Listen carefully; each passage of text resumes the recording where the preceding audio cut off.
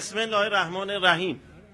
سلام عرض می کنم خدمت همه شما علاقه‌مندان به ورزش، بینندگان خوب و ارجمند شبکه باران. در خدمت شما هستیم با پخش مستقیم دیدار دو تیم فوتبال جوانان داماش گیلان، داماشیان رشت و جوانان شهرداری ماسال از سری رقابت‌های هفته دوم رقابت‌های فوتبال جوانان لیگ استان گیلان.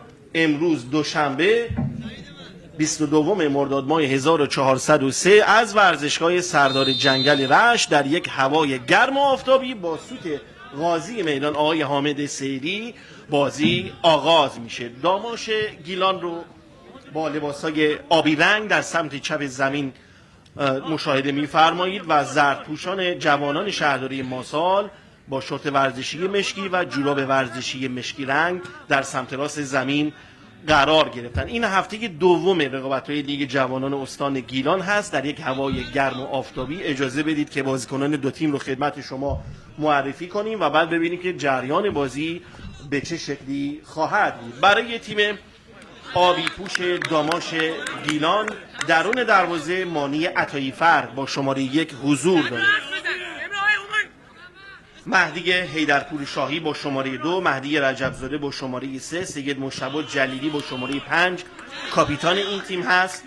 محمد رضا نجفبین با شماره 6، ابوالفضل علیزاده با شماره 7، اسماعیل فطرتی با شماره 8، سید ماهان سیدین معافی با شماره 11، ماهان باقریپور با شماره 14، محمد سعید عبادیفر با شماره 21 و مهدی رضادوست با شماره 24. 11 بازیکن داماش هستن. در همین ابتدا از سمت راست پشت محوطه جریمه یه شوت از راه دور از یار شماره 24 مهدی رضادوست.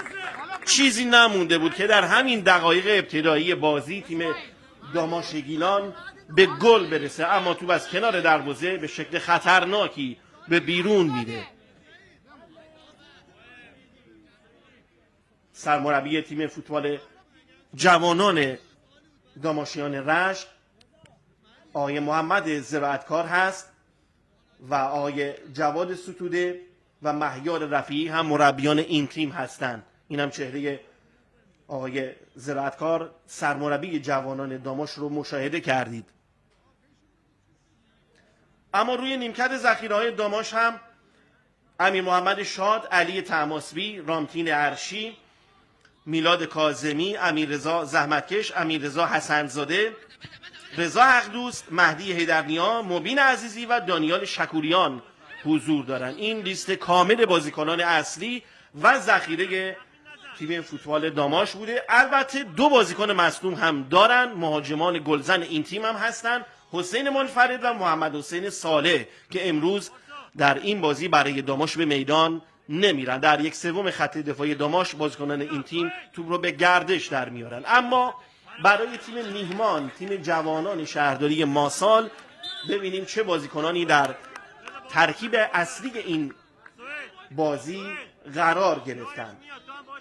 دروازه‌بان اصلی این تیم عمران غلام حسین زاده امروز مصدومه و به جای او همایون جمالی با شماره 80 درون دروازه قرار گرفته. امیر محمد علیپور با شماره 2، سید صدرا جلیلی با شماره 4، محمد حسین عباسی با شماره 5، کسرا اسداللهی با شماره 7، امیررضا نیرومند با شماره 8، حمیدرضا مشروف با شماره 9 کاپیتان این تیم، پارسا جوادی با شماره 10، رضا پورسفر با شماره 11، ابوالفضل بربار با شماره 15، همایون جمالی هم که اشاره کردیم و ابراهیم طاهری با شماره 72. 11 بازیکن تیم فوتبال جوانان شهرداری ماسال هستند. پرتاب عود برای تیم جوانان داماش مهدی حیدرپور مأمور پرتاب عود هست. پرتاب رو انجام میده چند متر جلوتر در نزدیکی‌های کنار خط طولی. از سمت راست بازیکنان داماش با پاس‌های کوتاه بازی رو به گردش در میارن. مالکیت توپ در اختیار این تیم هست. تا اینجا کاملا توپ میدان در اختیار این تیم بوده. پرچم کمک داور دوم بلند میشه و اشاره میکنه که توپ از کنار خط طولی زمین به بیرون رفته. آقای مشتبه جعفری سرمربی جوانان شهرداری ماسال هست. سجاد اندرز و فرشید صالحی مربیان این تیم هم هستن. البته آقای مهدی شیری هم جزء مربیان این تیم است که کارت رو نداره و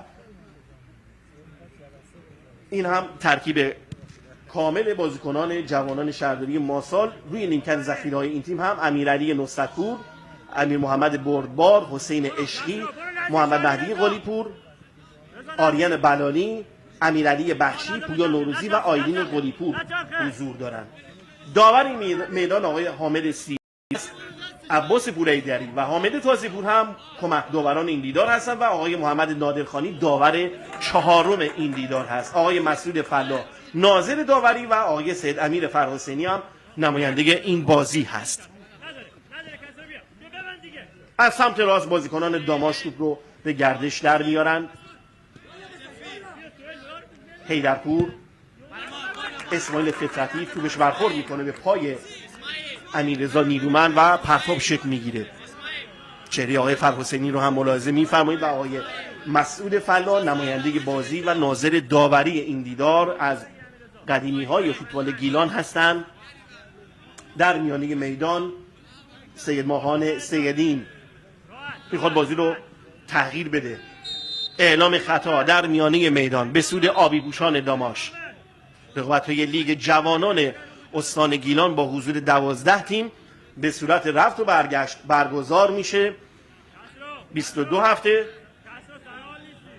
سال گذشته تیم مدرن گیل قهرمان شد و در پایان رقابت‌های هر سالی لیگ جوانان هم دو تیم آخر یعنی تیم‌های 11 و 12 به رقابت‌های دسته پایین‌تر سقوط می‌کنند. در وسط میدان بازیکنان داماش آرام آرام خودشون رو به پشت محوطه جریمه میرسونن. یه پاس خوب فرصت برای تیم داماش. ضربه‌ای که اسماعیل فطرتی به توپ ضربه میزنه. البته داور هم اشاره میکنه که آفساید هم اعلام شده و این دومین خطر جدی تیم فوتبال داماش بوده در همین دقایق ابتدایی این دیدار. آقای حامد سیری داور بازی اشاره میکنه که کمی عقب‌تر توپ رو به گردش در بیاره. ضربه بلند از سوی دروازه‌بان شهرداری ماسال همایون جمالی که جانشین عمران غلام حسین زاده شده. از سمت راست یار شماره 21 عبادی فر برای مهدی حیدرپور. سانبرگ دروازه ضربه سر اول رو برمیگردونن. توپ همچنان سرگردان پشت محوطه جریمه. میتونه یک ضد حمله هم شکل بگیره برای جوانان شهرداری ماسال که خیلی راحت توپ رو لو میدن. باقری پور برای ابوالفضل علیزاده مزاحم او میشه یار شماره 2 امیر محمد علیپور و پرتاب برای جوانان شهرداری ماسال به دست میاد.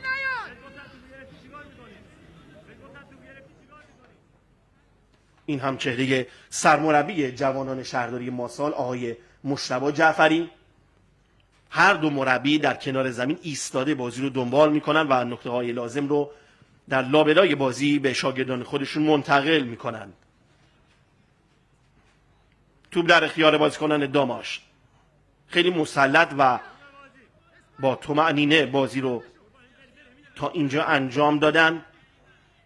روند بازی به شکلی بوده که تیم داماش بیشتر انگیزه بازی هجومی داشته، به دنبال هر سه امتیاز این دیدار بوده.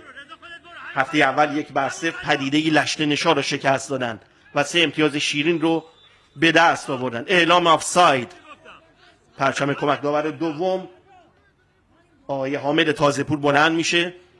بلافاصله بازیکنان جوانان داماش گیلان بازی رو آغاز میکنند. جلیلی کاپیتان جوانان داماش توپ در 1/3 خط دفاعی این تیم به گردش در میاد. سید ماهان سیدین مجددا برای سید مجتبی جلیلی با چشمانی باز نگاه میکنه. پاس کوتاه برای اسماعیل فطرتی. مجددا خود جلیلی عجله‌ای ندارن، با حوصله دارن فوتبال بازی میکنن و تا اینجای کار، تا این لحظه از زمان بازی آوانتاژ صحیح رو از سوی داور دیدیم. یه بار دیگه از سمت راست فطرتی پاس عمقی او، ببینیم از این موقعیت چگونه استفاده میکنه. یک ضربه از راه دور که چندان هم جالب نبود. حالا فرصت برای ضد حمله برای جوانان شهرداری مارسال، اما توپ رو جایی میفرستن که هیچ کدوم از بازیکنان جوانان شهرداری مارسال اونجا حضور ندارند. پاس خیلی خوب از سمت راست، فرصت برای جوانان داماش، سانبرگ دروازه، یه ضربه آروم و واکنش دیدنی از سوی دروازه‌بان جوانان شهرداری مارسال. نزدیک بود که دروازه مارسال در همین صحنه فرو بریزه. اعلام خطا به سوی بازیکنان جوانان شهرداری مارسال. مشکل خاصی نیست و میتونه به بازی ادامه بده. اگر در صحنه آهسته ببینیم خواهیم دید که چگونه این موقعیت خوب گلزنی برای این تیم از دست رفت. اینم چهره آقای مجتبی جعفری. هفته پیش در اولین بازی خودشون با نتیجه پرگل 6-2 به اتحاد فومن بازی رو باختن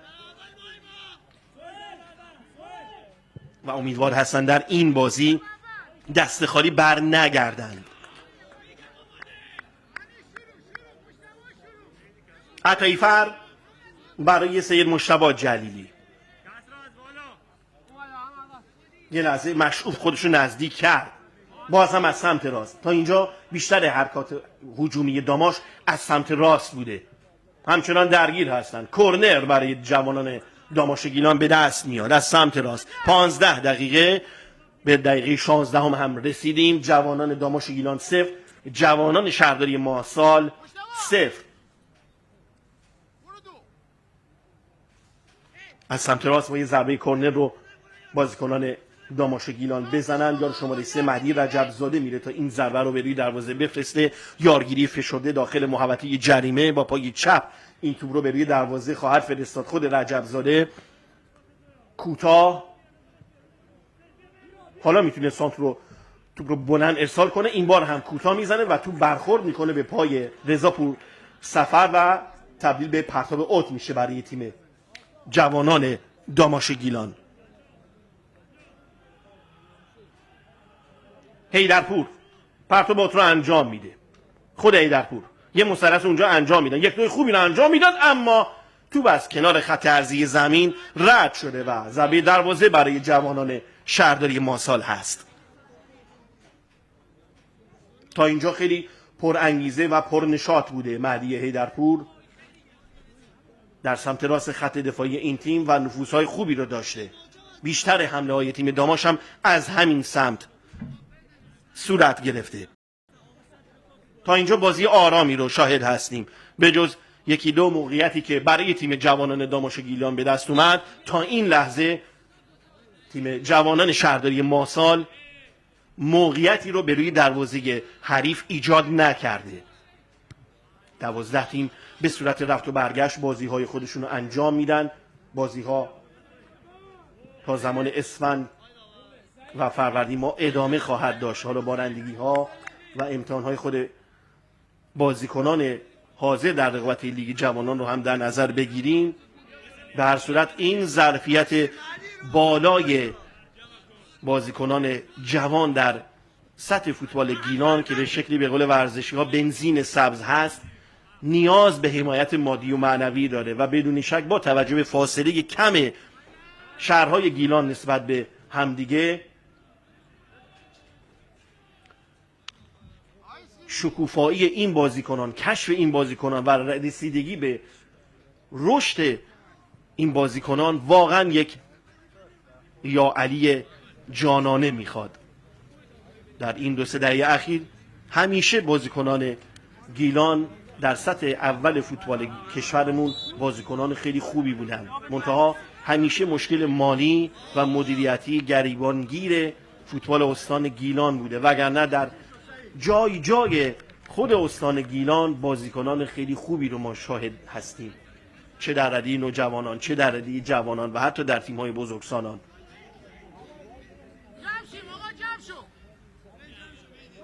جوانان داماشیان رشت 0، جوانان شهرداری ماسال 0.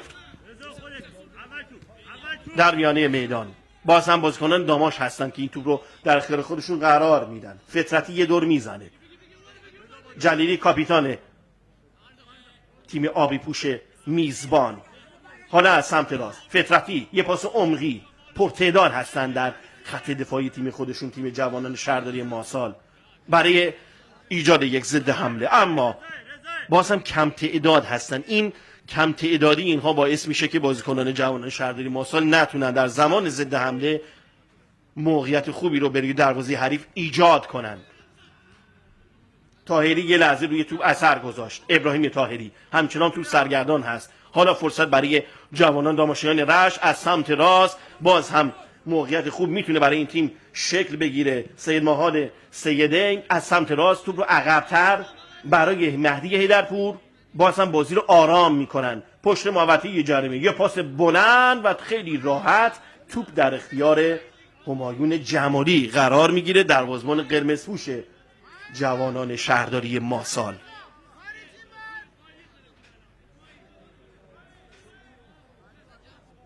البته در کارت این بازیکن شماره 33 نوشته شده، اما با شماره 80 همایون دروازه‌بان جوانان شهرداری ماسال، همایون جمالی بازی میکنه. از سمت راست یک دوی خوبی را انجام میدن. حیدرپور نفوذ او، میتونه توپ رو بفرسته اما اجازه به اون نمیدن. باز هم ضربه کرنر از سمت راست. فشار تیم جوانان داماشیان رشت لحظه به لحظه داره بیشتر میشه.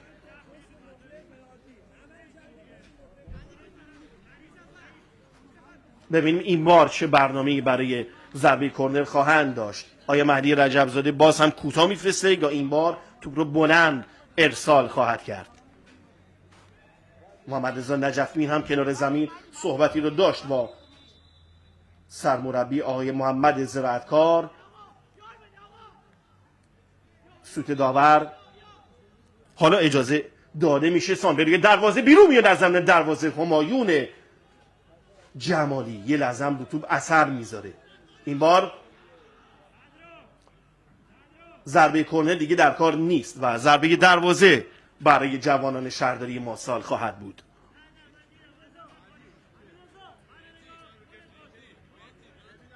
دو دقیقه از زمان بازی در نیمه اول رو سپری کردیم. هفته دوم رقابت‌های فوتبال لیگ جوانان استان گیلان، دیدار دو تیم فوتبال داماشیان رشت و جوانان شهرداری ماسال از ورزشگاه سردار جنگل رشت در یک هوای گرم و آفتابی پشت محوطه جریمه. پرتعداد هستند بازیکنان ماسال. از سمت راست فطرتی یک ضربه بی‌دقت، تصمیم گرفت که از همون جا به سمت دروازه شوت زنی کنه. این هم چهره آقای جواد ستوده مهر، جزو مربیان و سرپرست این تیم هم به شمار میره. در کنار زمین این بار او میاد و صحبت میکنه. ضربه دروازه رو همایون جمالی میزنه، بلند و کشیده در میانه میدان. در چندین رفت و برگشت ضربه سر رو بازیکنان دو تیم میزنن. باز هم بازیکنان داماشیان رشت یه لحظه روی توپ اثر میذاره. امیر محمد علیپور خود او نگاه میکنه به سمت راست چپ خودش، اشتباه میکنه و بسیار عالی نجفی این توپ رو تصاحب میکنه. منطقه بازی رو عوض میکنن به سمت راست برای اسماعیل فطرتی، او هم به سمت راست برای 24 رضا دوست و ضربه آروم او در اختیار همایون جمالی قرار میگیره. چهره آقای محمد زراعتکار خودشون نزدیک میکنه به خط طولی زمین تا نکاتی رو به شاگردان خودش منتقل کنه. پرتاب اوت برای جوانان شهرداری ماسال، این بار با یار شماره 24 یعنی مهدی رضادوست صحبت میکنه که در اون لحظه نیازی نبود که ضربه مستقیم به سمت دروازه بزنه و احتمال گل زدن این تیم در این لحظه خیلی کم بود. توپ رو از دست داد پارسا جوادی. منطقه بازی رو ابوالفضل بردبار عوض میکنه، اما هیچ کدوم از بازیکنان جوانان شهرداری ماسال اونجا حضور ندارند. پاس بلند پشت خط دفاعی و ریسک هم نمی کنن، توپ رو مستقیم به بیرون میزنن تا یک پرتاب اوت برای جوانان داماشیان رشت به دست بیاد. 25 دقیقه بازی همچنان 0-0 بدون گل.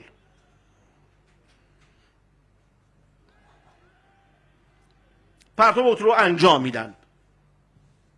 تلاشگر شماره 11 سید ماهان سیدن و توپ در نهایت در اختیار همایون جلالی قرار میگیره. زمانی که به این شکل بازی گره میخوره و پرتعداد هستن مدافعان تیم حریف، بدون شک یکی از راههای گلزنی میتونه شوت‌های از راه دور باشه و حتی استفاده از ضربه‌های آزاد ایستگاهی.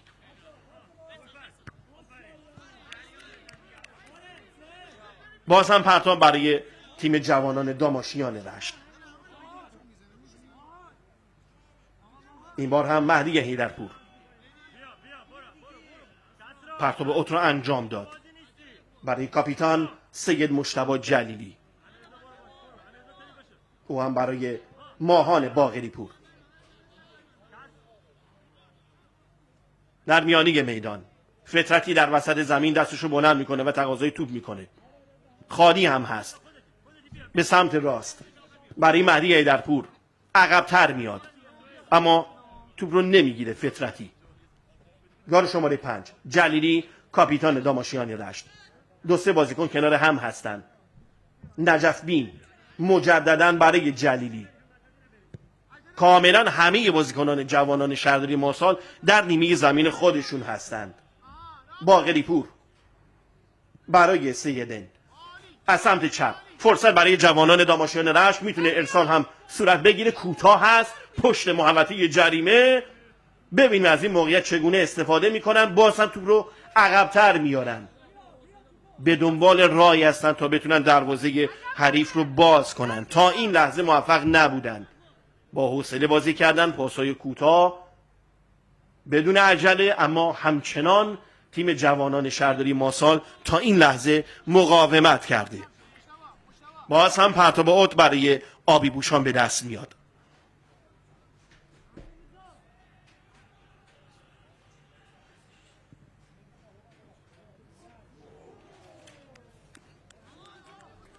توپ از کنار دروازه به بیرون میره. ضربه دروازه برای تیم جوانان شهرداری ماسال به دست میاد و همایون جمانی آغازگر بازی خواهد بود. محمد مهدی قلی‌پور، آریان بلالی و عمران غلام حسین زاده 4 دروازه‌بان جوانان شهرداری ماسال هستند که امروز در این بازی به دلیل آسیب دیدگی عمران غلام حسین زاده، همایون جلالی وظیفه حراست از دروازه جوانان شهرداری ماسال رو بر عهده گرفته. ضربه بلند او، ضربه سر اول رو جلیلی میزنه از سمت راست. تلاش یار شماره 24 رضا دوست. ارتباط قطع میشه. همچنان فرصت برای جوانان داماشیان رشت پشت محوطه جریمه. یه لحظه رو توپ اثر گذاشت. نیرومند مجددا نجف بین منطقه بازی رو عوض میکنن از سمت چپ. کمی عقب‌تر باقری پور، نجف بین، پاس بلند به سمت راست. اجازه نمیدن که توپ به مهدی حیدرپور برسه. پرتاب برای آبی بوشان، جلیلی. یه لحظه رو توپ اثر گذاشتن. نیرومند برای کسرا اسداللهی که به توپ هم نرسید. کاملا مشخصه که هدف اصلی تیم جوانان شهرداری ماسال تا اینجای کار گل نخوردن بوده و بتونن یک امتیاز این بازی رو هم در این بازی بیرون از خانه به دست بیارن، مگر اینکه برنامه این تیم عوض بشه در ادامه دیدار، چون تا این لحظه هیچ برنامه‌ای برای هجوم و زدن گل به دروازه، برای رسیدن به دروازه داماشیان رشت نداشتن.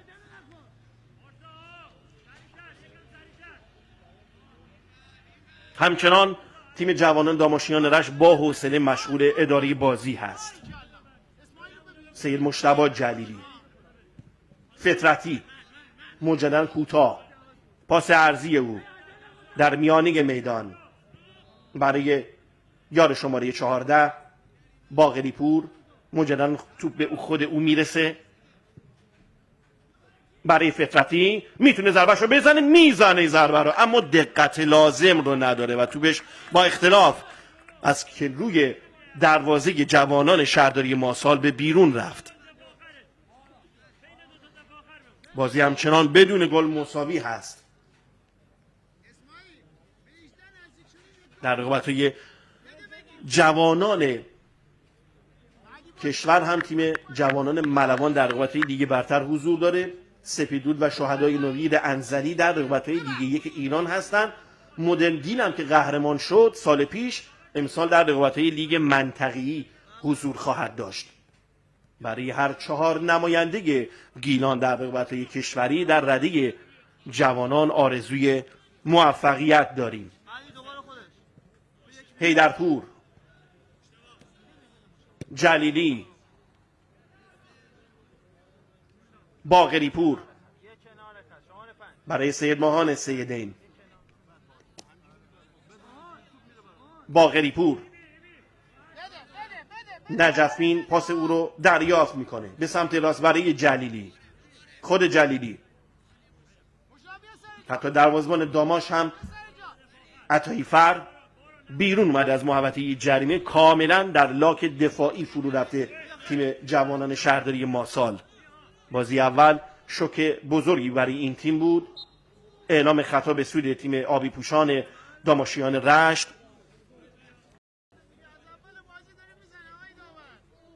آقای حامد سینی داور این دیدار نزدیک به صحنه هست و اعلام خطا میکنه. 30 ساله هست آقای سینی و شروع داوری خودشون رو سال 88 داشتن، از 98 هم در رقابت‌های لیگ برتر حضور دارن. خب فرصت خوبی هست بازیکنان دو تیم کنار زمین بیان، آبی بیانوشن و به صحبت‌های مربیان خودشون هم گوش بدن. به نظر نمیرسه که مشکل خاصی برای بازیکن داماش پیش اومده باشه. هوای گرم و مرطوب گیلان در این فصل سال برای شرایط رو برای هر دو تیم دشوار میکنه. صحبت‌های لازم رو مربیان دو تیم دارن، هم آقای محمد زراعتکار و هم آقای مجتبی جعفری. صحبت‌های لازم رو انجام میدن. خب به نظر میرسه یار شماره 6 محمد رضا نجف بین آرام آرام و لنگان لنگان به بیرون از زمین منتقل میشه تا کار مداوا در بیرون از زمین برای او صورت بگیره. باید ببینیم که وضعیت او به چه شکلی، آیا میتونه به بازی ادامه بده یا اینکه تعویضی در کار خواهد بود. ضربه آزاد رو باید بازیکنان جوانان داماشیان رشت بزنن. سوته های سیلینی و پشت این توپ اسماعیل فطرتی قرار گرفته، با پای راست آماده است توپ رو به روی دروازه ارسال کنه. این کار رو انجام میده، یک ضربه سر، یکی دو بازیکن هم اونجا روی زمین میافتن، اما خطا هم نیست. 10 نفره از تیم داماشیان رشت اما همچنان رو به جلو و هجومی بازی رو دنبال میکنه. ضد حمله برای جوانان شهرداری ماسال، نیرومند در دادن پاس اشتباه میکنه و توپ رو خیلی راحت از دست میدن. کنار زمین هم آقای جواد ستوده با نجفین صحبت میکنه، ببینیم وضعیت او به چه شکلی خواهد بود. نیرومند، خود نیرومند پا به تو جلو میاد، یه بازیکن رو دیریب میزنه، خیلی موفق، مسلط، همچنان رو به جلو. پاس او به سمت چپ برای رضا پور سفر، با پای چپ اقدام به سمت توپ انجام میده اما دقت لازم رو نداره و خیلی راحت باز هم توپ رو از دست میدن. بعد از مدت ها مانی عطاییفر صاحب توپ شد.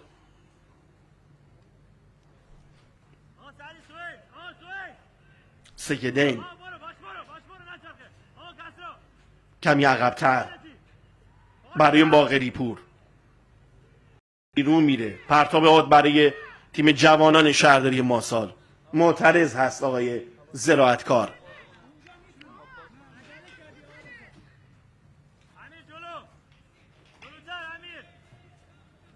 عجلی برای شروع بازی ندارن، خیلی آرام.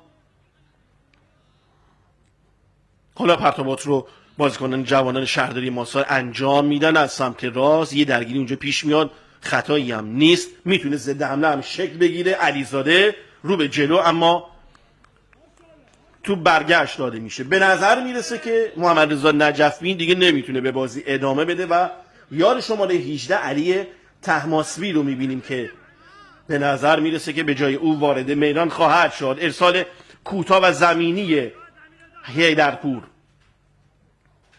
ره به جایی نبردن. فطرتی فرمانده میانه میدان تیم داماش او هست، به شکلی بازی ساز و توپ پخشکن این تیم به شمار میره و خیلی آزاد هم در همه نقاط زمین سرک میکشه. حرکت از سوی بازیکنان داماشیان رشت. این بار ابوالفضل علیزاده، راه بسته هست، ناچار عقب‌تر میاد، به دنبال یاری هست که توپ رو برای او پاس بده. برای کاپیتان سید مجتبی جلیلی، خود جلیلی.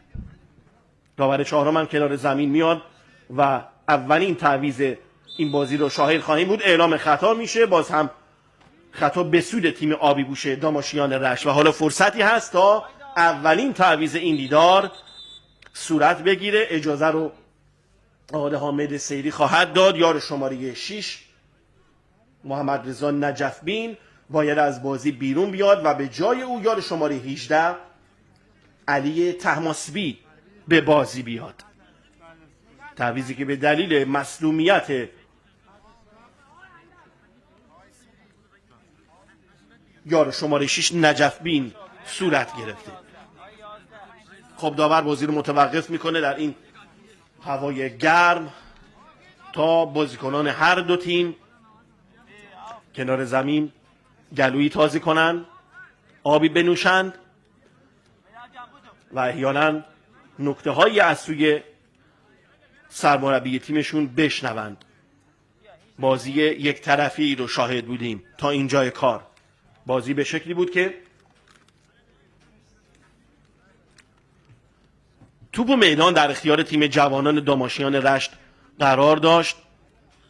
شاگردان آقای مجتبی جعفری در نیمه اول تا این لحظه در فکر گل نخوردن بودن و تا اینجای کار هم موفق بودن که دروازه خودشون رو بسته نگه دارن. اما برای تیم داماشیان رشت که تا اینجا تلاش کرده که به گل برسه ناکام بودن. اینم چهره قاضی این میدان آقای حامد سیری، دکترای مدیریت ورزشی رو دارن و حتی در مسابقه‌های زیر 14 سال آسیا که در تاجیکستان هم برگزار شده ایشون قضاوت کردن.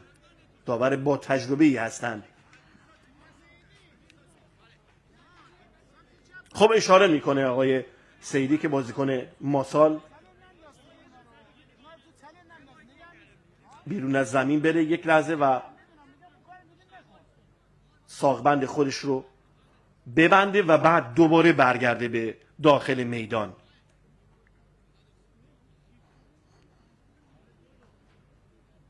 همه منتظر هستن تا بازی دوباره شروع بشه و دارگیری فشرده‌ای رو در پشت محوطه جریمه تیم جوانان شهرداری ماسال شاهد هستیم. یار شماره 8 فطرتی ضربه خطا رو او خواهد زد. تا اینجای کار کارت زردی رو شاهد نبودیم، پرخطا نبوده و دو تیم فوتبال بازی کردن. فطرتی دو بازیکن هم مقابل او قرار گرفتن. سوت داور به صدا در میاد، ارسال به روی دروازه، یک ضربه و توپ به بیرون میره. نگاه ها به آقای داور میدان بوده که آیا کورنری در کار هست یا نه، که اینطور نیست و ضربه دروازه برای جوانان شهرداری ماسال خواهد بود. خب یه بازیکن دیگر از تیم ماسال روی زمین افتاده و احساس ناراحتی میکنه. این برای چندمین بار هست که بازی متوقف میشه و باید ببینیم که این بار وضعیت بازیکن ماسال به چه شکلی خواهد بود. آقای سیدی اشاره میکنه که تیم پزشکی وارد زمین بشه تا به وضعیت بازیکن مصدوم جوانان شهرداری ماسال رسیدگی بشه.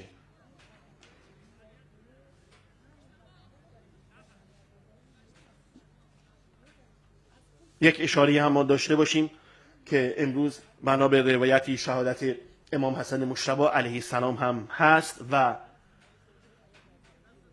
این روز رو تسلیت عرض می‌کنیم خدمت همه شما. با پایان یافتن رقابت‌های المپیک 2024 پاریس همه نگاه‌ها آماده هست تا کم کم رقابت‌های فوتبال لیگ برتر، لیگ یک و رقابت‌های فوتبال مهیج در سراسر دنیا آغاز بشه.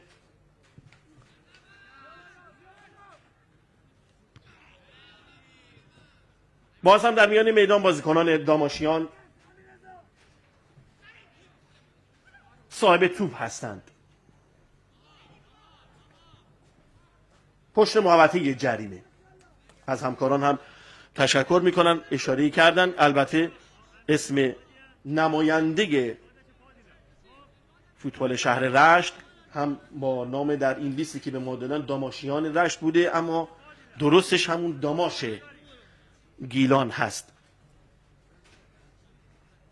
حالا ما در طول این 35 دقیقه‌ای که از زمان بازی رو پشت سر گذاشتیم از هر دو عبارت استفاده کردیم. از سمت راست باز هم بازیکنان داماش، سید ماهان سیدی بازی رو عوض میکنه به سمت چپ.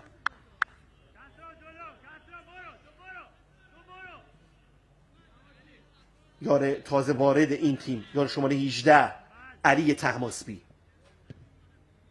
رو به جلو کوتاه، یه حرکت ترکیبی پشت محوطه جریمه، یک دو رو اجازه نمیدن، میتونن شوت‌زنی هم بکنن. یه ضربه از راه دور، ضربه دیدنیه یار شماره 24 مهدی رضا دوست. همه چیز مهیا بود تا گل اول این دیدار رو شاهد باشیم، اما تو به بیرون میره. شیرجه خوبی رو هم شاهد بودیم از سوی همایون جمالی و ضربه کرنر برای این تیم شکل میگیره. انصافاً دروازه تیم جوانان شهرداری ماسال رو نجات داد. همون چیزی که در دقایق پیش هم گفتیم، بازی که به این شکل یک طرفه میشه و گره میخوره، شوت‌های از راه دور میتونه گره گشا باشه و دروازه حریف رو به این شکل باز کرد، یا از روی ضربه های آزاد ایستگاهی از دو سمت. ببینیم این ضربه کرنر رو به چه شکلی خواهند زد. کوتاه به تیر اول تو برگشت داده میشه.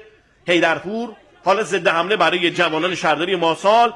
تعادل یار شماره 11 پورسفر به هم خورد. بازی دنبال میشه از سمت راست. رضا دوست توپ رو لو میده. حالا توپ در اختیار رضا پورسفر هست، او هم اشتباه میکنه و مجددا بازیکنان داماش صاحب توپ هستن. به زیر توپ میزنه سیدی پشت محوطه جریمه. موفق است در زدن ضربه سر اول سید صدرای جلیلی. بازی در این دقایق سرعت بیشتری گرفته و هیجان مضاعفی رو به خود شاهد بوده. در میانی میدان و توپ در نهایت در اختیار همایون جلالی دروازه‌بان شهرداری قرار میگیره. تا اینجا کار سختی رو نداشته آقای حامد سیری در اداره این دیدار. اوج کار همایون جمالی در همون واکنش قشنگی بود که اجازه نداد دروازه تیمش باز بشه. در میانی میدان سیدین پرتاب برای تیم داماش با زرنگی خاصی رضا دوست یه پرتاب اوت رو گرفت. باقری پور نگاه میکنه با بیرون پای راست برای کاپیتان سید مجتبی جلیلی. حرکت بازیکنان داماش. خود باقری پور به سمت چپ، یک تکل صحیح و پرتاب برای آبی پوشان میزبان.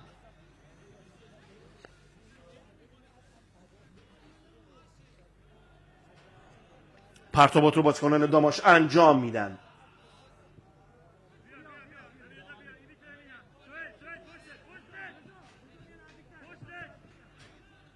پشت محوطه جریمه.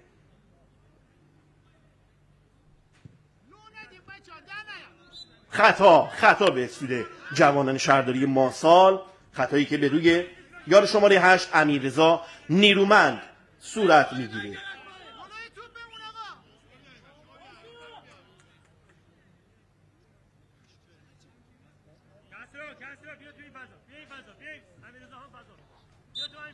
سوت آقای سیری، اصلاح کنم در دقایق گذشته آقای سیری من تلفظ کردم که تلفظ صحیح قاضی میدان آقای سیری هست. حیدرپور، فطرتی رو به جلو، توپ نرسید به ابوالفضل علیزاده. پرتاب برای جوانان شهرداری ماسال هست.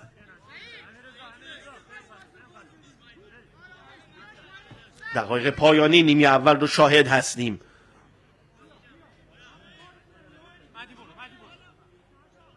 و همچنان بازی بدون گل مساوی.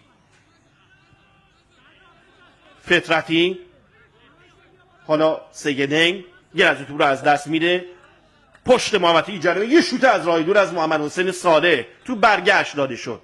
چه اشتباهی میکنن، ضد حمله میتونه برای دامان شکل بگیره از سمت راست، اما پاس خوبی رو نداد عبادی فر. صالح به سمت راست، برگشت توپ از سوی مهدی رضادوست و به زیر توپ میزنه مدافع بلند قامت شهرداری ماسال. توپ در این دقایق بیشتر در میانه میدان در جریان هست. شاید بشه گفت که شاید که نه، قطعا اینطوره. بیکارترین بازیکن میدان در نیمه اول دروازه‌بان داماش مانی عطایی فر بوده. داخل محوطه جریمه یه لحظه تعادل به هم میخوره در اون شلوغی و سوت قاضی میدان آقای سیری. خطا به روی هم دروازه‌بان هم مدافع، هر دو احساس ناراحتی میکنن. یار شماره 4 سید صدرا جلیلی و همایون جمالی. یه بازیکن داماش هم روی زمین افتاده و باز هم توقف بازی رو شاهد خواهیم بود. خب مشکل خاصی برای یار شماره 7 علیزاده پیش نمیاد. ابوالفضل علیزاده او بلند میشه، اما همچنان همایون جمالی احساس ناراحتی میکنه. به نظر هم نمیرسه که برای سید صدرا جلیلی هم مشکل خاصی باشه.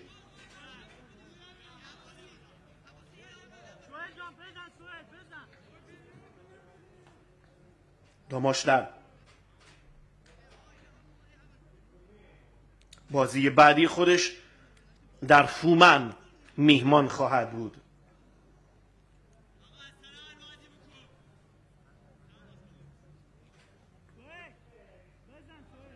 خب سید صدرا جلیلی به همراه تیم پزشک تیم جوانان شهرداری ماسال بیرون از زمین برده میشه تا به وضعیت او در بیرون از زمین رسیدگی بشه.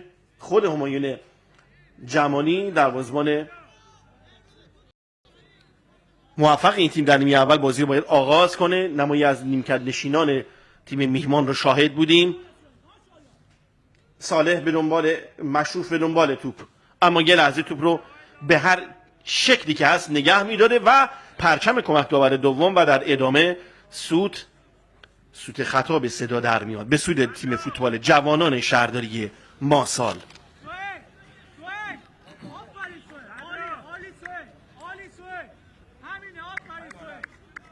سید صدرا جلیلی دوان خودش رو به کنارهای زمین میرسونه تا اجازه بگیره و دوباره به زمین بازی برگرده. اینطور هم میشه و مجددا تیم جوانان شهرداری ماسال میتونه با ترکیب 11 نفره خودش بازی رو آغاز کنه. سریع هم خودش رو میرسونه به محوطه جریمه تیم داماش تا بتونه از قد بلند و کشیده خودش استفاده کنه در زدن ضربه های سر.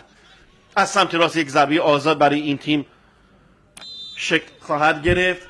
آقای محمد نادرخانی هم یه لحظه من دیدم که اشاره کرد که 4 دقیقه وقت اضافه منظور بشه. پاس بلند به روی دروازه، برگشت تو از سوی بازیکنان داماش، مجددا بازیکنان شهرداری ماسال از سمت راست میتونه توپ ارسال بشه، اینطور هم میشه بلند و در نهایت توپ در اختیار مانی عطاییفر قرار میگیره. بلافاصله برای یک ضد حمله از سمت راست اشتباه کرد یه لحظه ابوالفضل علیزاده برای یار شماره 18 که توپم به اون نرسید، علی طهماسبی. علیزاده با سماجت و تکل موفق از سوی بازیکنان شهرداری ماسال. امیررضا نیرومند بود که در میانه میدان با تکل‌های خودش تا اینجا تلاش زیادی داشته. کاپیتان جلیلی برای مانی عطاییفر، او هم با پاس کوتاه خودش و این هم تابلوی داور چهارم. 4 دقیقه وقت اضافی نیمه اول منظور خواهد شد. آقای محمد نادرخانی داور چهارم این دیدار، 27 ساله از شفت هستند. آقای سیری اعلام خطا رو انجام میده. بلافاصله بازیکنان داماش بازی رو شروع میکنن در میانه میدان. 45 دقیقه نیمه اول به پایان رسیده و همچنان بازی بدون گل مساوی بوده. تلاش بازیکنان داماش در زدن گل بیفایده بوده و این تیم میهمان یعنی جوانان شهرداری ماسال بوده که موفق بودن در بسته نگه داشتن دروازه تیمشون و مقاومت خیلی خوبی رو هم انجام دادند. پشت محوطه جریمه یار شماره 11 یه شوت از راه دور، عالی بود ضربه سید ماهان سیدن و واکنش قشنگ همایون جمالی. یه صحنه زیبا رو از سوی هر دو بازیکن شاهد بودیم. بازیکنان داماش جلو میکشند. ضربه کرنر برای این تیم شکل میگیره و سید ماهان سیدن که ضربه قشنگی رو از بیرون از محوطه جریمه شلیک کرد، اما این بار هم چهره موفق زمین همایون جمالی بود که اجازه نداد دروازه ماسال باز بشه. کوتاه ارسال به روی دروازه، یه ضربه سر، همه چیز مهیا بود برای زدن گل، اما یار شماره 14 ماهان باقری پور توپ رو به بیرون میزنه. البته در کنار زمین هم آقای زراعتکار تشویق میکنه و راضی هست از عملکرد شاگردان خودش در این چند دقیقه اخیر. فشار داماش بیشتر شده اما هنوز موفق نشدن که به گل دست پیدا کنن. همایون جمالی ضربه سر اول از سوی سید مجتبی جلیلی. طهماسبی به دنبال توپ، پرتاب برای تیم آبیپوش داماش. درخواست توپ میکنه مهدی حیدرپور یار شماره 2 که در سمت راست تیم فوتبال داماش در نیمه اول نفوذهای زیادی رو داشته.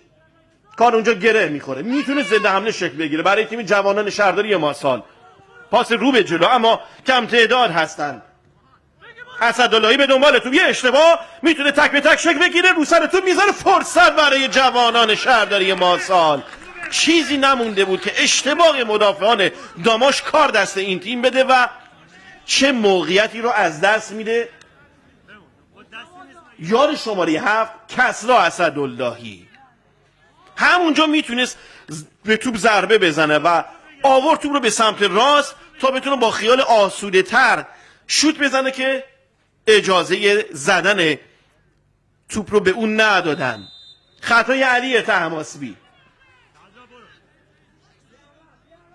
خود طهماسبی اشاره میکنه که خطایی رو انجام نداد، اما آقای سیری نزدیک به توپ هست و کاملا اشاره میکنه که این صحنه رو من دیدم. ضربه آزاد از سمت چپ. بعد از مدت‌ها شاهد هستیم که تیم جوانان شهرداری ماسال جلو کشیده، یک ضربه آزاد برای این تیم به دست میاد.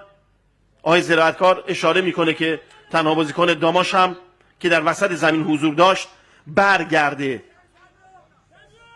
و کمک میکنه به خط دفاعی. ارسال به روی دروازه، مش میکنه مانی عطایی فرد و در این لحظه با سوت آقای حامد سیری نیمه اول دیدار دو تیم فوتبال جوانان داماش گیلان و جوانان شهرداری ماسال صرف بدون گل مساوی به پایان میرسه. استراحت کوتاهی خواهیم داشت و در آغاز نیمه دوم در خدمت شما علاقه‌مندان به ورزش خواهیم بود.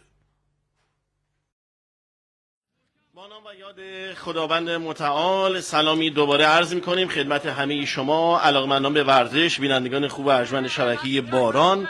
در خدمت شما هستیم با پخش مستقیم دیدار دو تیم فوتبال جوانان داماش گیلان و جوانان شهرداری ماسال از سری رقابت‌های هفته دوم رقابت‌های لیگ جوانان استان گیلان از ورزشگاه سردار جنگل رشت. نیمه اول این دیدار علیرغم تلاشی که آبیبوشان داماش داشتن اما ره به جایی نبردن و بدون گل مساوی کردن.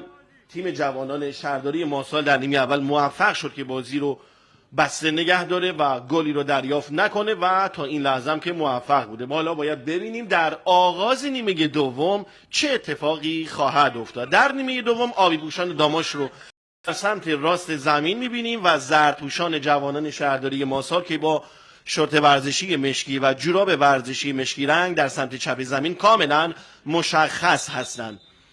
خب آقای حامد سیری در سود خودش میدمه به دلیل اینکه دو توپ در زمین وجود داشت.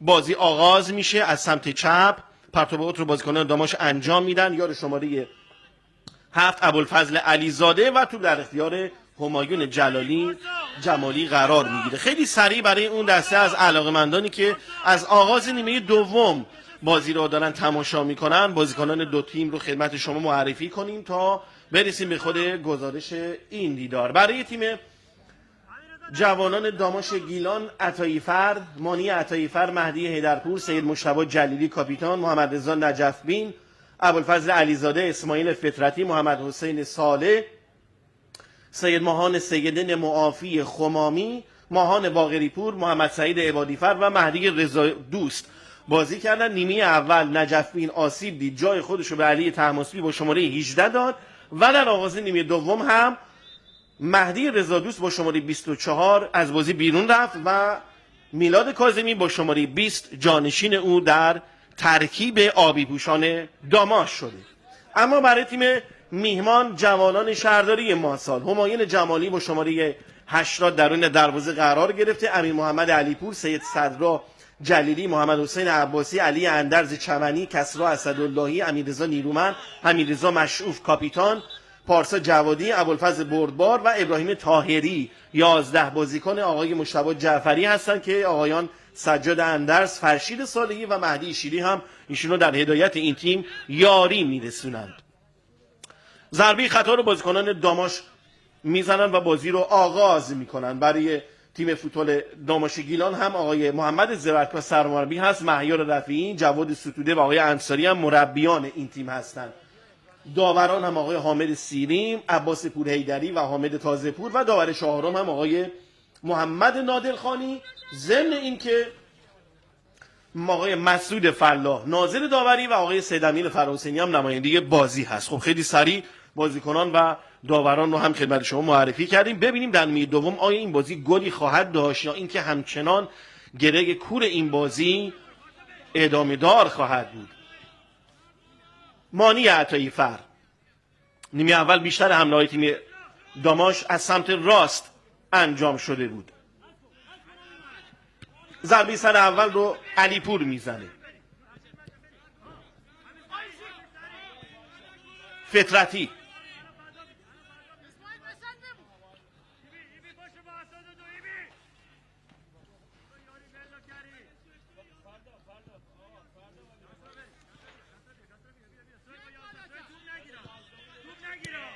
رجب زاده در میانی میدان مثل نیمه اول خیلی با حوصله و با پاسای کوتاه به دنبال روزنی هستن که بتونن به دروازه جوانان شهرداری ماسال نزدیک بشن. پشت محوطه جریمه فرصت برای شوت زنی هم هست، یه شوت زمینی آروم و توپ با برخورد به پای مدافعان ماسال تبدیل به یک ضربه کرنر میشه، حرکتی که میلاد کاظمی انجام داد. ضربه کرنر از سمت چپ باید به روی دروازه زده بشه. 5 دقیقه از نیمه دوم رو پشت سر گذاشتیم، 50 دقیقه و ضربه کورنر رو اسماعیل فطرتی هافبک بازی ساز این تیم خواهد زد. پشت توپ قرار میگیره به شکل کوتاه. خود فطرتی هنوز توپ رو به دروازه نفرستادن. حرکت یار شماره 11 داخل محوطه جریمه، فرصت برای جوانان شهرداری ماهسال. اعتقاد به خطای پنالتی دارن. حرکت سید ماهان سیدین عالی بود، نفوذ تماشایی او و اعتراضی که بازیکنان و نیمکت تیم فوتبال داماش داده که باید ضربه پنالتی اعلام میشد. یه لحظه در اون شلوغی احساس شد که تو به دست مدافع شهرداری ماهسال برخوردی هم داشته. فطرتی، باقری پور در ترکیب آقای مشتبه جعفری سرمربی جوانان شهرداری ماهسال ما در نیمه دوم تغییری رو نمیبینیم و با همون 11 بازیکن نیمه اول وارد زمین مسابقه شدن. ماهان عطایی فر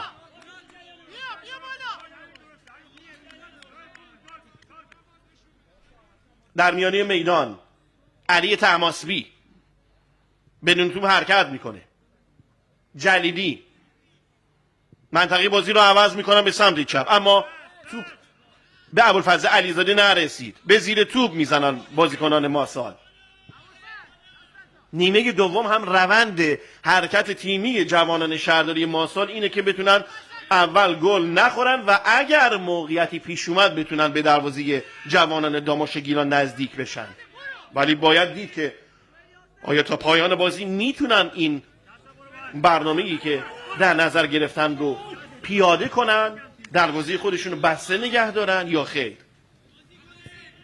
باقری پور برای فطرتی به دنبال بازیکنی که به او پاس بده، کاملا چارچشمی به دور و بر خودش نگاه میکنه. اعلام خطا به روی مهدی رجبزاده و کارت زرد از جیب آقای سیری. اولین کارت زرد این دیدار نصیب پارسا جوادی میشه، بازیکن شماره 10 تیم جوانان شهرداری ماهسال. پشت توپ خود سید ماهان سیدین قرار گرفته. حرکت نفوذی او در چند دقیقه پیش واقعا عالی بود. به هم بی خط دفاعی جوانان شهرداری ماهسال رو، اما توپ وارد دروازه نشد. یارگیری فشرده داخل محوطه جریمه تیم جوانان شهرداری ماهسال. خدای زراعتکار هم آبی به امیدت مینوشه. حالا توپ رو ارسال هم میکنه داخل محوطه جریمه. فرصت برای داماش در اون شلوغی. حیدرپور یه لحظه روی توپ اثر میذاره. خود حیدرپور در دادن پاس اشتباه میکنه ضد حمله، اما بلافاصله توپ رو از آن خودشون میکنن به سمت چپ. رجبزاده، خود رجبزاده یه پاس عرضی و به زیر توپ میزنن. فشار داماش لحظه به لحظه داره بیشتر میشه. پرتاب اوت برای داماش. سید ماهان سیده توپ رو واگذار میکنه برای یار شماره 3 مهدی رجبزاده. پاس رو به عقب برای مانی عطایی فر تا نزدیکی های وسط زمین جلو کشیده. همه بازیکنان جوانان شهرداری ماهسال در نیمه زمین خودشون هستن. 1-2 که میلاد کاظمی انجام داد با حیدرپور و موفق نبودن. جلیلی لب خط درگیر هستن بازیکنان دو تیم برای تصاحب توپ و توپ به بیرون میره بدون که خطایی هم اعلام بشه.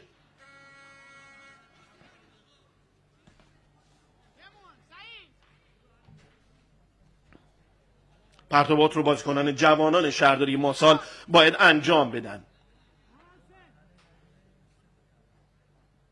مشعوف به دنبال توپ، به توپ نرسید. فطرتی توپ برمیگرده. فرصت برای جوانان شهرداری ماهسال. یه ضربه و توپ به بغل دروازه میخوره. چه موقعیتی رو از دست داد کسری اسداللهی. یه پاس عمقی حاضر و آماده، همه چیز برای زدن گل اول رقم خورد، اما اون توپ رو به زاویه مخالف نزد و توپ از کنار دروازه به بیرون میره. یک لحظه اشتباه خط دفاعی داماش نزدیک بود که دروازه این تیم رو باز کنه. مانی عطایی فر، ضربه بلند او پشت محوطه جریمه، علیزاده به دنبال توپ، خود علیزاده یه پا عوض میکنه، ضربهشو میزنه، برخورد میکنه به یار 4 جلیلی. بازم اعتراض که تو به دست مدافع جوانان شهرداری ماسال برخورد داشته. البته در اون فاصله نزدیک و با اون شدت ضربه بعیده که داور در چنین صحنه‌های پنالتی بگیره. معترض هستن چند بازیکن آبیپوش داماش به آقای سیری نزدیک میشن و در مورد اون صحنه با اون صحبت میکنن، اما نظر آقای سیری اینه که به هیچ وجه این صحنه پنالتی نبوده و باید کرنر زده بشه. این دومین باری هست که بازیکنان داماش معترض هستند در اینکه چرا آقای داور پنالتی نگرفته و آقای زراعتکار هم اینجا داره مشغول هست صحبت میکنه با آقای فرحسینی. ضربه کرنر زده میشه به تیر اول در اون شروعی و این موقعیت هم از دست میره. میتونه ضد حمله باشه اما کم تعداد هستن، فقط یه بازیکن اونجا حضور داشت، کسری اسدالله. یه برخوردم شکل میگیره و اعلام خطا میشه. سوت آقای سیری نزدیک به صحنه بوده در این دیدار و اجازه نداده که بازی از دستش در بره. تجربه بالایی داره آقای سیری.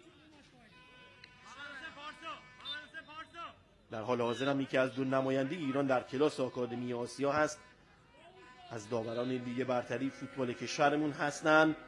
پارسا جوادی به دنبال توپ و اعلام خطا صورت میگیره. پارسا جوادی یک کارت زرد داره و باید مراقب باشه که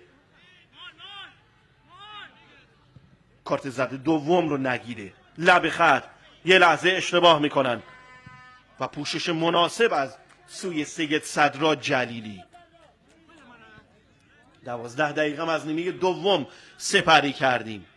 57 دقیقه و بازی همچنان بدون گل مساوی. هفته دوم رقابت‌های فوتبال جوانان لیگ استان گیلان. حرکت موفق است سوی ابوالفضل علیزاده. علیزاده توپش نرسید، پرتعداد هستند.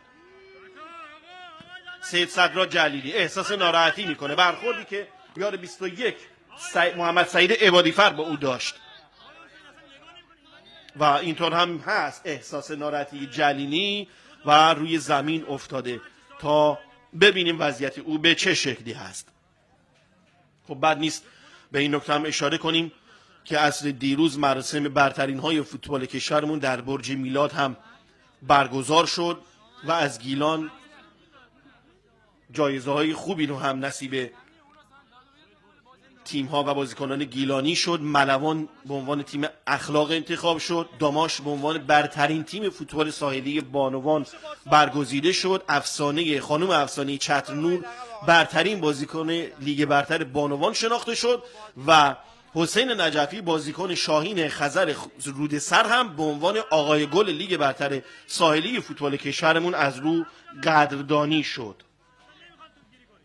آرزوی موفقیت داریم برای همه بازیکنان و تیم‌های گیلانی حاضر در رقابت‌های لیگ 1، لیگ برتر، لیگ بانوان و حتی لیگ فوتبال ساحلی کشورمون. پشت محوطه جریمه حرکت پا به توپ سید ماهان سیدن. 2 بازیکن او رو محاصره کردن، اجازه پیشروی بیشتر به اون ندادن. مشعوف نتونست عبور کنه از سمت راست. حیدرپور بازم به زیر توپ میزنن. توپ هنوز بیرون نرفته، فقط توپ ارتفاع گرفت. فطرتی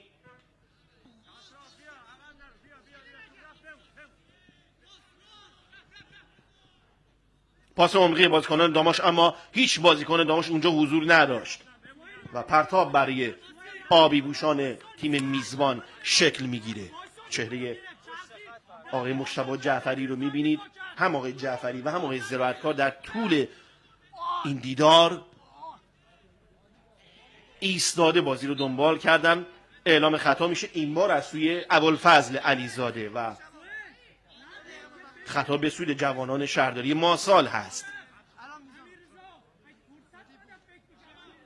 جوانان داماش گیلان 0، جوانان شهرداری ماسال 0. آقای سیری یک لحظه به ساعت خودش نگاه میکنه. سید صدرا جلیلی باید بازی رو شروع کنه. ضربه بلند او پشت محوطه جریمه سیدین، حالا مشروف کاپیتان جوانان شهرداری ماسال، یه بازیکن جا گذاشت در اندیشه عبور از دومی که خودش خطا انجام میده و بازی هم متوقف میشه. البته به این نظر داور معترض هست. باقری پور کوتاه بازی رو شروع میکنه با سید ماهان سیدین. منطقه بازی رو عوض میکنن به سمت راست برای مهدی حیدرپور. آقای زراعتکار کنار زمین اشاره میکنه که توپ و تیم آرام آرام جلو بکشن.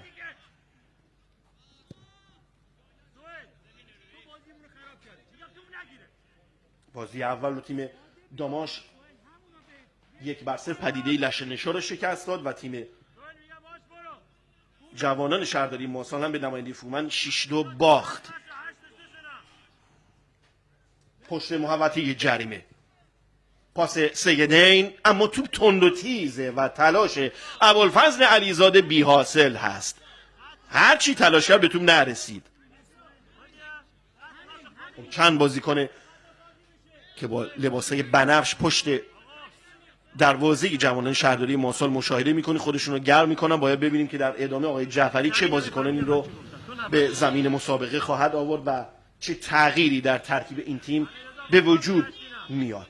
فطرتی میانه میدان در مسابقه امروز در اختیار داماش و این فطرتی بوده. هافبک‌های داماش بیشتر صاحب توپ میدان بودن. یار شماره 7 اسداللهی به دنبال تو، فقط یه بازی کنه، سعی میکنه بازی رو نگه داره تا هم‌تیمی های او به او برسن. توپ رو به کناره ها میبره نزدیک پرچم کرنر.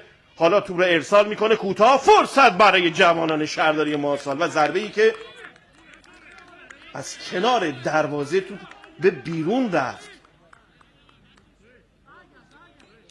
رضا پورسفر بود که به توپ ضربه زد، اما توپش داخل چارچوب دروازه نبود. بلافاصله بازی رو آغاز میکنن از 1/3 خط دفاعی تیمشون. فطرتی پاس عمقی او در بین راه رو توپ اثر میذاره. علیپور، خود علیپور، جلیلی ضربه سر اول رو سیدین میزنه، اما باز هم بازیکنان جوانان شهرداری ماسال هستن. مشعوف پاس بلند او، پارسا جوادی یه لحظه رو توپ اثر میذاره، بدون توپ حرکت میکنه. مشعوف، 1-2 بازیکن داماش اونجا اضافه میشن و توپ رو از آن خودشون میکنن. حرکت میلاد کاظمی پا به توپ جلو میاد، 1-2 بار پاشو عوض میکنه و یه پاس عمقی میفرسته، اما برمیگردونن. باقری پور، رجب زاده، علیزاده برای سیدین در اون گوشه و سوت آقای سیری که اشاره میکنه دیدم این صحنه رو. توپ به دست برخورد میکنه. خب اعتراض مشعوف و یک کارت زرد دیگه. این دومین کارت زرد تیم جوانان شهرداری ماسال هست. به دلیل اعتراض این اخطار دریافت کرد، وگرنه توپ و اون برخوردی که پیش اومد مستحق دریافت کارت زرد نبود. ضربه آزاد از سمت چپ نزدیک خط طولی زمین به سود آبی بوشان داماش و پشت این توپ کسی نیست جز سید ماهان سیدین که خیلی با انگیزه و دونده و پرتوان ظاهر شد. یارگیری فشرده داخل محوطه جریمه. آقای سیری هم نزدیک میشه، نگاه میکنه که داخل محوطه جریمه خطایی رو انجام ندن. توپ ارسالی بلند به روی دروازه، توپ تیر آفاقی دروازه برخورد میکنه در اون شلوغی. ببینیم چی کار میکنن. کار گره خورده اونجا و در نهایت توپ رو دور میکنن. عجب موقعیتی بود. ضربه سیدین مستقیم به تیر آفاقی دروازه برخورد کرد. کار اونجا گره میخوره. 1-2 بازیکن، یک تکل خطرناک و این بار کارت زرد برای بازیکن داماش ماهان باقری پور. جلوی چشم داور یک تکل خطرناک رفت. یه بازیکن دیگر داماش هم اونجا روی زمین افتاده. 2-3 بازیکن دچار مصدومیت شدن و تیم پزشکی باید وارد زمین بازی بشه. واقعا فرصت بسیار خوبی برای داماش بود در اون محوطه جریمه، توپ که به تیر افقی دروازه خورد، توپ برگشتی، همه چیز مهیای گلزنی بود، اما در اون 6 قدم با اون ترافیک بازیکنان دو تیم، بازیکنان داماش نتونستن دروازه تیم حریف رو باز کنن و همچنان بازی بدون گل مساوی هست. 20 دقیقه از زمان بازی در نیمه دوم رو سپری کردیم. 65 دقیقه و بازی همچنان 0-0 بدون گل مساوی. هفته دوم رقابت‌های دیگه جوانان استان گیلان فرصت خوبی از هم بازیکنان دو تیم آبی بنوشن، یه استراحت کوتاهی داشته باشن. منتها یه بازیکن داماش همچنان از درد به خودش میپیچه. آقای سیری هم نزدیک میشه به کمک داور اول و داور چهارم، با هم یک مشورتی رو در کنار خط طولی زمین انجام میدن. 3 بازیکن تا اینجای کار کارت زرد گرفتن: پارسا جوادی و مشروف از جوانان شهرداری ماسال و ماهان باقری‌پور از داماش گیلان. چهره آقای ستوده سرپرست و مربی تیم جوانان داماش گیلان رو هم در تصویر داشتیم. خب به نظر میرسه که مشکل خاصی نیست و بازیکنان مصدوم هر دو تیم میتونن به بازی برگردن. البته سیدین بیرون از زمین مداوا بروی او در حال صورت گرفتن هست، دارن مداوا رو انجام میدن. ضربه خطا رو خود همایون جمالی میزنه. پارسا جوادی به دنبال توپ، پرتاب به سود آبی گوشان داماش.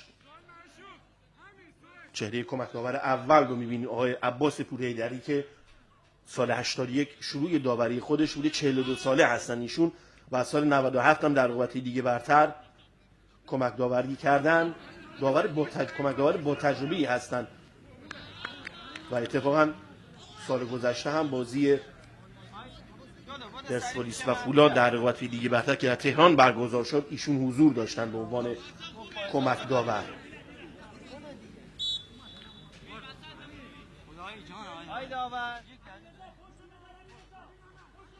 خب پرتاب اوت رو باید بازیکنان جوانان شهرداری ماسال انجام بدن.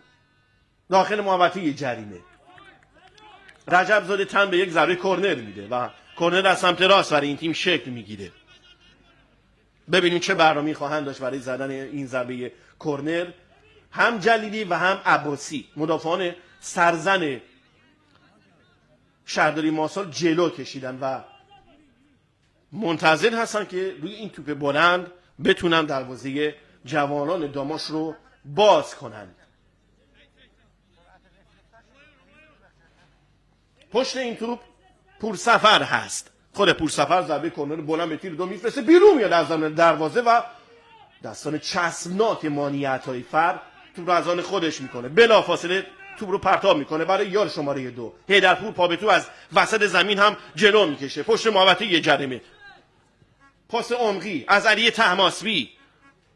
ببینیم چی کار میکنن. یه ضربه از راه دور، توپ رو بازم برمیگردونه همایون جمالی. انصافا چهره درخشانی داشت در بازی امروز. اجازه نداد که دروازه شهرداری ماسال باز بشه. حالا دلیل اعتراض او با و صحبت کردن او با آقای سیری قاضی میدان چی هست رو متوجه نشدیم. همه چیز آماده شده بود که بالاخره دروازه جوانان شهرداری ماسال باز بشه که باز هم همایون جمالی ناجی دروازه تیمش میشه.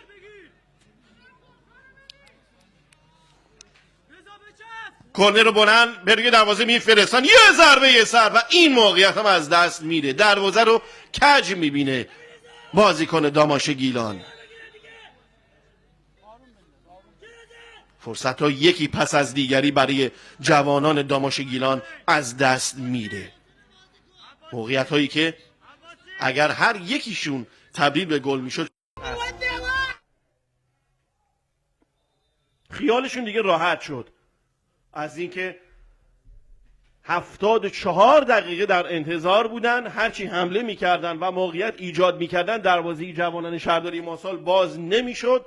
به یک شکلی کارشون گره خورده بود و هر چقدر که به دقایق پایانی مسابقه نزدیک می شدیم فشار روانی روی این تیم بیشتر می شد. اما حالا که گل رو زدن با خیال آسوده تر به بازی ادامه میدن. یه ضربه سر و چیزی نمونده بود که برای دومین بار دروازه تیم جوانان شهرداری ماسال روی این ضربه کرنر باز بشه.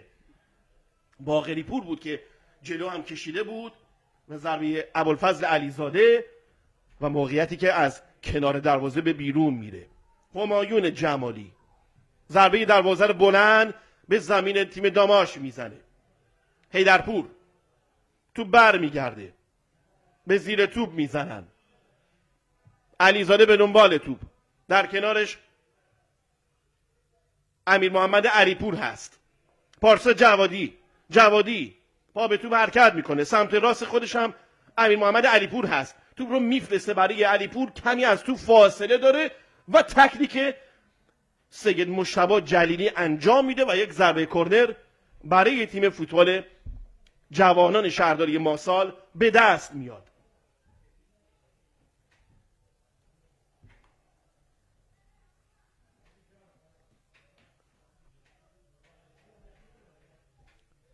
یار شماره 8 امیررضا نیرومند هست که این ضربه کرنر رو باید به روی دروازه بفرسته.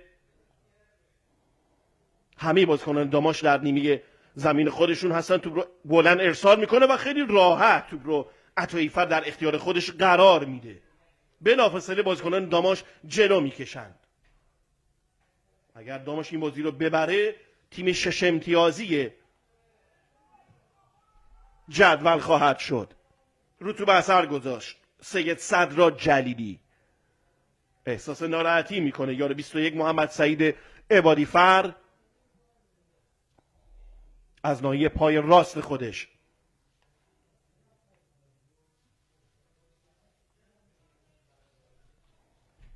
رقابت‌های فوتبال پایه گیلان در رده نونهالان، نوجوانان و جوانان با حضور 12 تیم برگزار میشه به صورت رفت و برگشت و از دل همین رقابت‌های لیگ‌های پایه هست که بازیکنان آینده دار و خوبی رو میشه شناسایی کرد. یه لحظه اشتباه میکنه همایون جمالی، میتونست این تو رو به طور کامل در اختیار خودش قرار بده. فرصت برای داماش.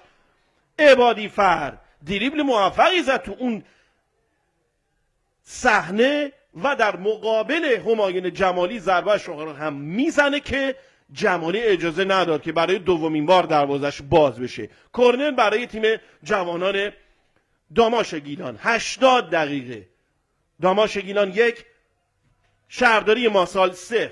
اسماعیل فطرتی پشت توپ قرار میگیره تا این توپ رو به روی دروازه بفرسته. توپ رو بلند داخل محوطه جریمه یه لحظه روی توپ اثر میذارن. باقری پور نزدیک پرچم کرنر ارسال به روی دروازه و خیلی راحت در 2 نوبت همایون جمالی توپ رو کنترل میکنه. البته اشاره شده که توپ از کنار خط عرضی زمین هم بیرون رفته و ضربه دروازه برای جوانان شهرداری ماسال هست. بلافاصله بازی رو شروع میکنه. گل رو دریافت کرد همایون جمالی، اما انصافا در چندین نوبت اجازه نداد که دروازه تیمش باز بشه. شاید یک نگرانی وجود داشت که به دلیل آسیب دیدگی عمران غلام حسین زاده به مشکل بر بخورن، اما جواب اعتماد مربیان تیم خودش رو به خوبی داد همایون جمالی. در میانه زمین باز هم در تدارک حمله حرکت از سوی سید ماهان سیدن از راه دور و تو با اختلاف به بیرون میره. ضربه دروازه برای جوانان شهرداری ماسال. کنار زمین آقای زرتکار داره صحبت میکنه با یار شماره 17. داماش در تدارک یک تعویض دیگر هست. امیر محمد شاد بازیکنی هست که باید به بازی بیاد. ببینیم جانشین کدام بازیکن خواهد شد. آخرین توصیه های لازم رو به او گوشزد میکنن. همچنان یه بازیکن داماش روی زمین افتاده و بازی باز هم متوقف میشه. داور 4 تابلو رو بلند خواهد کرد تا شماره بازیکن مصدوم رو، تا شماره بازیکن تعویضی رو ببینیم چه کسی هست.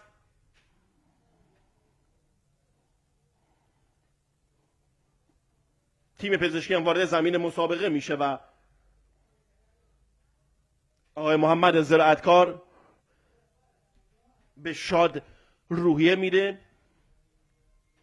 و حالا با سایر بازیکنان داماش هم صحبتی داره، با خود باقری پور از او تشکر میکنه. او هم بسیار پرتلاش ظاهر شد، هم در خط دفاعی و هم در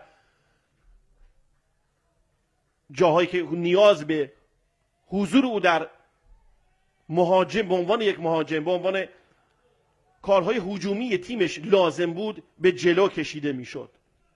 خب سید ماهان سیدین بازیکنی هست که از بازی بیرون میره و جای خودش رو به امیر محمد شاد میده. این دومی تغییر آقای محمد زراعتکار هست، در حالی که همچنان جوانان شهرداری ماسال تغییری رو ما نمیبینیم. پرتاب بود برای تیم جوانان داماش مهدی رجبزاده، خود رجبزاده، امیر محمد شاد در بعد به ورود خودش برای ابوالفضل علیزاده. شاد یک دریبل کشویی موفق رو به عقب برای رجبزاده. امیر محمد شاد پاسای کوتاه و استفاده از تمام فضای زمین و توپی که در نهایت به بیرون میره و تلاش عبادیفر حاصلی رو نداره.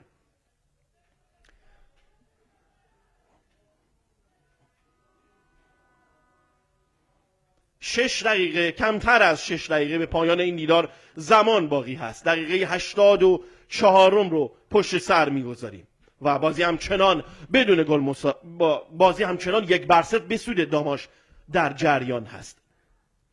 3 امتیاز شیرین خانگی برای تیم داماش و با 6 امتیاز در بالای جدول قرار خواهد گرفت و دومی شکست تیم جوانان شهرداری ماسال. سید مجتبی جلیلی، عطاییفر در میانه میدان، امیر محمد شاد، باقری پور پا به توپ جلو میاد. خود باقری پور ارزی به دنبال یاری است که به او پاس بده برای ابوالفضل علیزاده. مجددا خود باقری پور یه پا عوض میکنه، ببینیم چه کاری میخواد بکنه. توپ رو میفرسته، برخورد میکنه توپش به مدافع شهرداری ماسال و کرنر از سمت چپ برای داماش به دست میاد. سومین تعویض داماش هم در راه است و یار شماره 19 رو میبینیم که قراره به بازی بیاد، رامتین ارشی.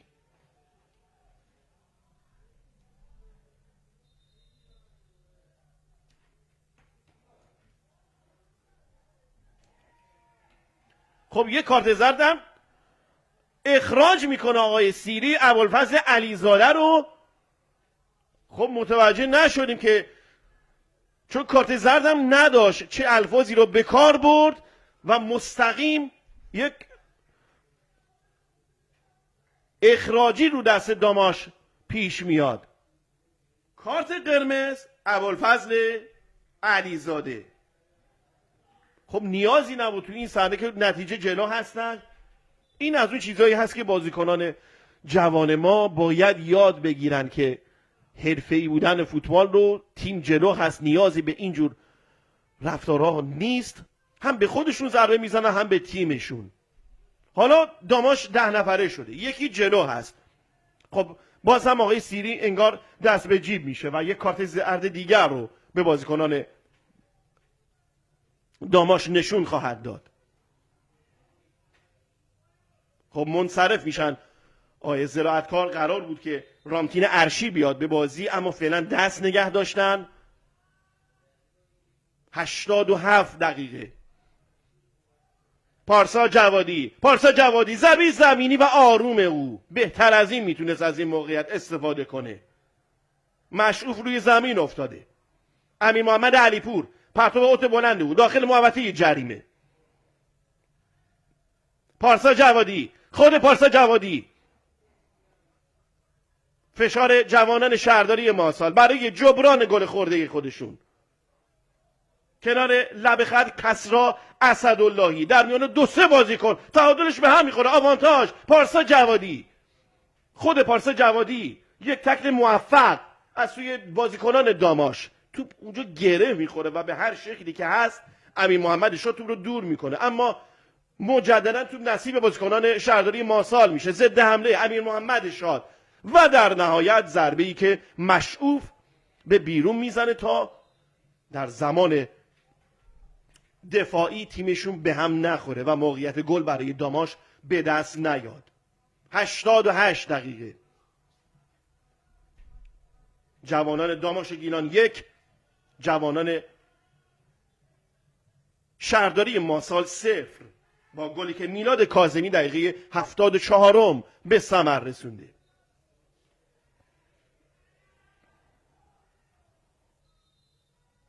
اشاره میکنه آقای سیری که کمی عقب‌تر بیاد و امیر محمد علیپور پرتاب اوت رو انجام بده. زمان به سرعت در حال سپری شدن هست. ببینیم آیا اونا میتونن به گل تساوی دست پیدا کنن و دست خالی بر نگردن به ماسال یا خیر. خود آقای مشتبه جعفری با عجله توپ رو میرسونه به امیر محمد علیپور. علیپور پرتاب اوت بلند او، پارسا جوادی رو توپ اثر میذاره. اسداللهی، حالا امیر محمد علیپور، ارسال کوتاه او، به راحتی توپ رو برمیگردونن. مهدی ایدرپور محوطه جریمه، فرصت برای تیم جوانان شهرداری ماسال تا بیاد تصمیم بگیره که چی کار کنه. نیرومند توپ رو از دست میده. میلاد کاظمی با زرنگی توپ رو میخوان به کنارها ببرن تا زمان بازی رو به این شکل سپری کنن. 10 نفره هستن. طاهری، سید مشتبه جلیلی، فطرتی به سمت راست، پا به توپ جلو میاد، نگاه میکنه، میتونه توپ رو هم بفرسته، اما حالا این کار انجام میده و ضربه کرنر به دست میاد برای داماش. پرچم کمک داور دوم آقای حامد تازه‌پور، کمک داور 36 ساله‌ای که از چوبر تالش هست. سال 84 داوری رو شروع کردن و از سال 98 هم در کمک داور دیگه برتر بودن. فصل پیش هم بازی پرسپولیس با هوادار رو کمک داور بودن آقای حامد تازه‌پور. داوران با تجربه ای رو در این دیدار ما شاهد بودیم. کرنر بلند ارسال میشه برای دروازه، رو توپ اثر گذاشت همایون جمالی. حالا این سمت زمین فطرتی یک دریبل نمایشی قشنگ و دفع توپ از سوی سید صدرا جلیلی. ضد حمله میتونه شکل بگیره برای تیم جوانان شهرداری ماسال. 90 دقیقه بازی به نیمه دوم به طور کامل به پایان رسیده و باید ببینیم که چند دقیقه وقت اضافه نیمه دوم منظور خواهد شد. یه بازیکن داماش احساس ناراحتی میکنه.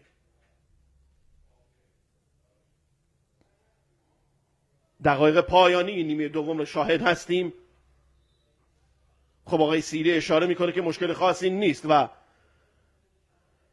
بازی دنبال میشه. امیر محمد علیپور، پارسا جوادی رو توپش اثر میذارن. بازیکن کوتاه قامت اما ریز نقش شهرداری ماسال. خطا به سود این تیم. مشعوف توپ رو واگذار میکنه تا امیر محمد علیپور توپ رو به روی دروازه بفرسته. همه بازیکنان داماش عقب نشینی کردن. یک ضربه آزاد و توپ بلندی که به روی دروازه فرستاده خواهد شد.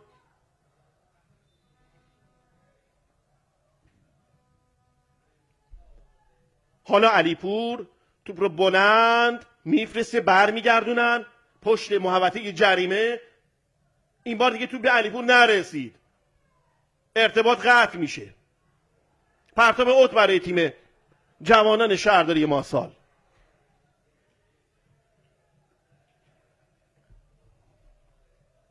عباسی،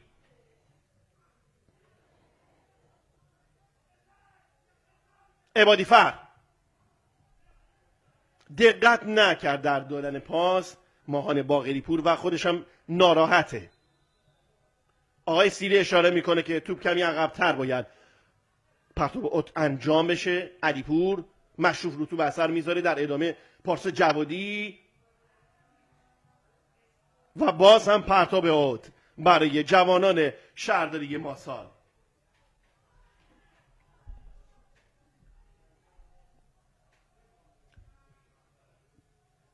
فطرتی، عبادی فر رو به جلو، بیرون میاد از درون دروازه. همایون جمالی و مثل یک مدافع پوششی توپ رو دور میکنه. خب کنار زمین یار 21 عبادی فر هم احساس ناراحتی میکنه و الان داماش با 9 نفر داره به بازی ادامه میده. البته خودش برمیگرده و بلند میشه و دوباره وارد زمین مسابقه میشه. فطرتی در اندیشه دریبل زدن یار مستقیم خودش که موفق نشد و توپ از کنار خط عرضی زمین به بیرون میره. دقایق پایانی رو شاهد هستیم.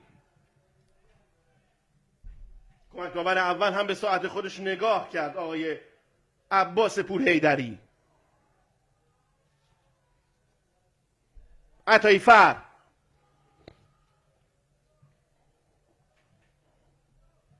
داماش در اندیشه که این نتیجه رو حفظ کنه و 3 امتیاز بازی رو به حساب خودش واریز کنه و جوانان شهرداری ماسال هم نگران و دلواپس از این که بتونن در این دقایق باقی مانده به گل تساوی برسن و دست خالی بر نگردن به خونه خودشون. میلاد کاظمی زننده تنها گل این دیدار. پرتاب برای داماش واگذار میکنه تا مهدی حیدرپور پرتابات رو انجام بده. عجله‌ای برای شروع مجدد بازی ندارن. موقعیت‌های زیادی را از ابتدای بازی تا این لحظه بازی داشتن و تنها یک بار موفق به گشودن دروازه حریف شدن. کار اونجا گره میخوره.